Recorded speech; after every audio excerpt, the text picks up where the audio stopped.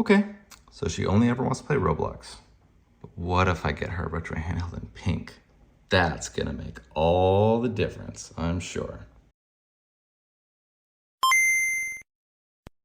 Get out your bricks and take out your hard hat, because today we're taking a look at the TrimUI Brick Hammer.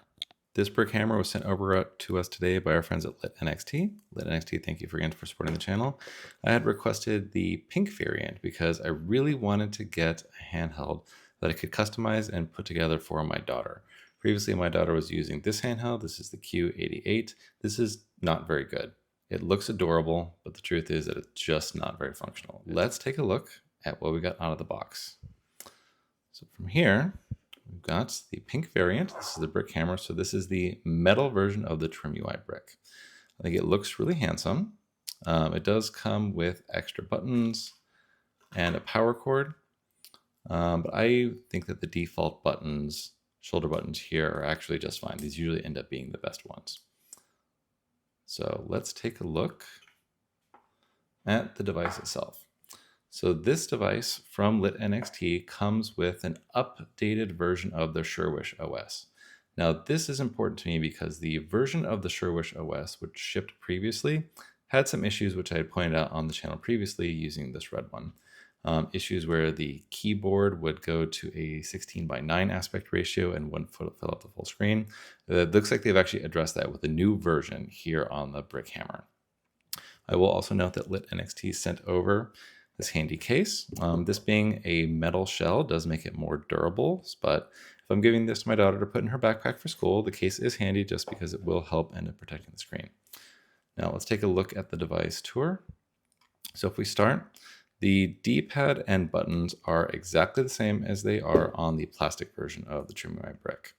They do feel good. The D-pad has a good pivot and movement to it. I've never had a problem with this, especially with retro games. Moving diagonals, the pivot is good, but it does seem to want to go to the cardinal directions more often. The buttons feel good.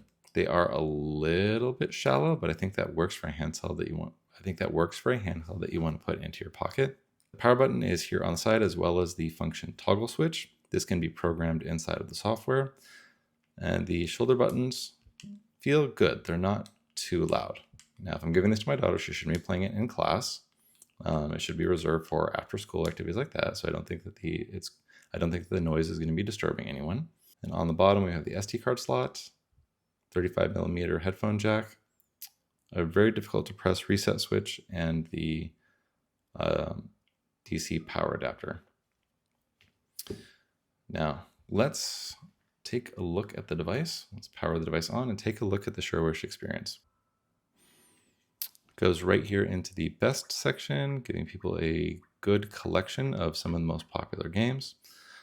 Now, just to address one of the issues that I had with the device previously, if you go here into TrimUI search and press A, the keyboard now finally takes up the appropriate amount of time on the screen.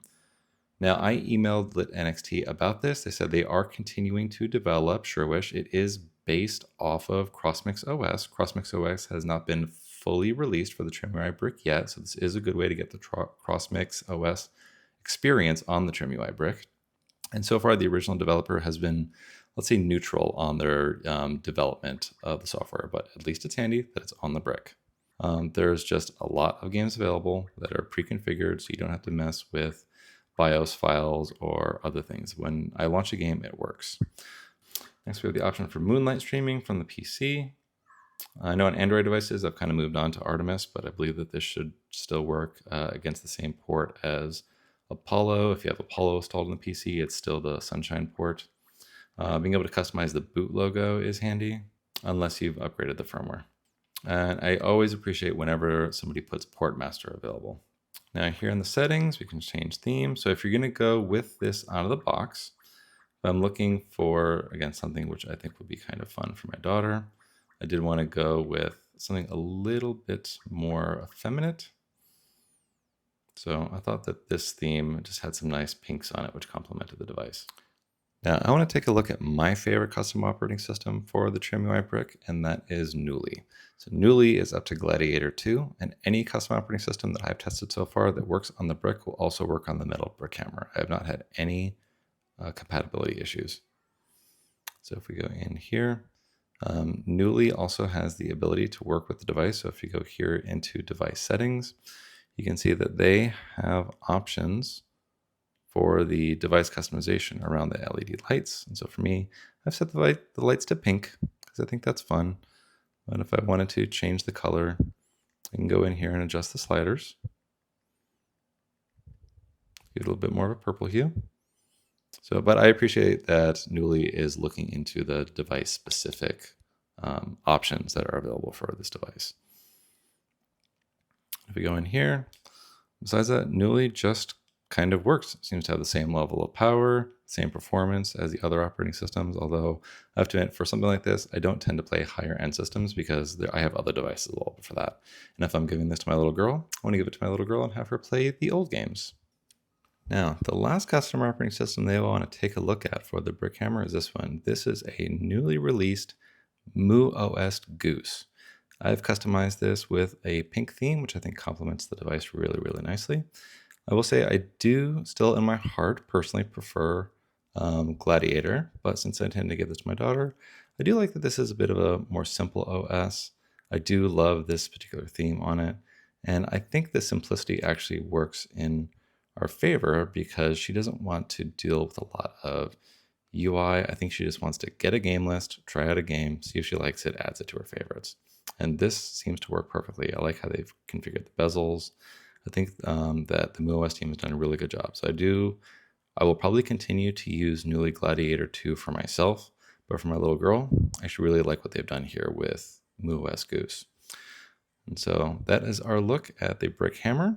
I do think the durability of it is good. I think that the weight of it, it's not that bad.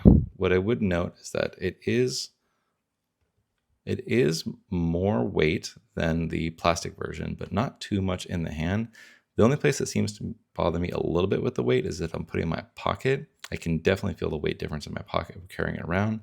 But for her carrying it in her purse, I think she's not going to notice the difference too much in her purse or in her backpack.